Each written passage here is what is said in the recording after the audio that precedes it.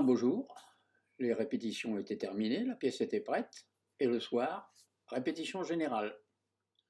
André Barsac était devant le rideau et il annonçait la pièce que nous allons répéter pour la dernière fois devant vous et de Maïakovski, toute la suite de ce qu'on raconte dans ces cas-là.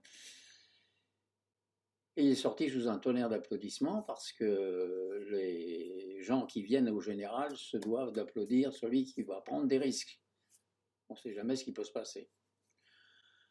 Alors les premières représentations se sont déroulées tranquilles, ça se mettait bien en place. L'équipe était formidable. Il y avait une entente dans cette équipe que j'ai rarement connue au théâtre. En général, au théâtre, on se tire un peu la bourre, c'est pas toujours très chaleureux. Mais là, ça l'était. Et puis en face, il y avait un petit café, sur le trottoir d'en face, où tout le monde se retrouvait, bien régulièrement. Et on en était peut-être à la 10e représentation. J'étais là un soir avec tous les camarades. Et d'un seul coup, je regarde ma montre. Oh, bon sang. Oh là là, je cavale. J'étais pas loin de la gare du Nord. Je cavale comme un dératé, juste pour voir le feu rouge du train qui partait. J'avais loupé mon train. Aïe, aïe, aïe, je reviens. Heureusement, il restait encore du monde, là.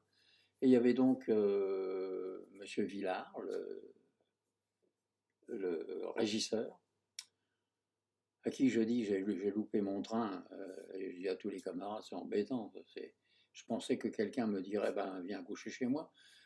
Alors malheureusement l'invitation n'est pas venue, alors j'ai dit ben, je crois que le plus simple ce serait que je couche dans le théâtre.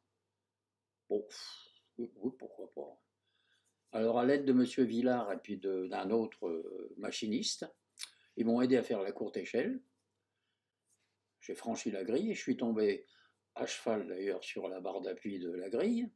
Je me suis rendu compte que j'étais un garçon. Puis j'ai entendu des voix de l'autre côté qui me disaient ça va? Oui, oui, ça va, ça va. Alors je suis rentré dans le théâtre. Il y avait une scène qui se passait dans un dortoir, dans cette pièce, et il y avait des lits. Mais c'était des lits en perspective, c'est-à-dire que la tête est plus petite que les pieds. Mais enfin, j'ai dormi quand même dans ce lit, du sommeil du juste. Le lendemain matin, je suis descendu pour aller prendre mon petit déjeuner, et puis tâcher d'avoir un téléphone pour avertir ma femme quand même. À cette époque-là, il n'y avait pas de portable. Hein. Et je tombe sur la concierge qui me dit qu'est-ce que vous faites là-haut? Je dis j'ai loupé mon train, alors donc je suis venu coucher dans le théâtre. Vous êtes passé par où? Je dis j'ai fait le mur par la grille. Ah ben c'est du beau. On s'imagine qu'il n'y a personne. Mais enfin, mais c'est incroyable ça. Oh, je vais en parler à Monsieur Villard. C'est Monsieur Villard qui m'a aidé à faire la courte échelle. Ah ben décidément, on aura tout vu. Ah, elle nous adorait.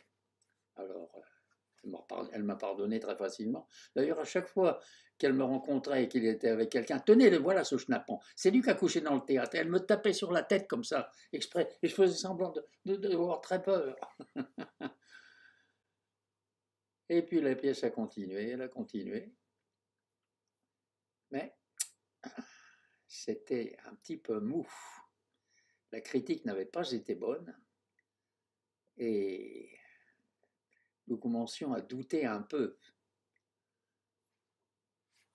On verrait bien. L'espoir ne nous avait pas lâchés, mais on faisait un peu grise mine. C'est la loi du théâtre.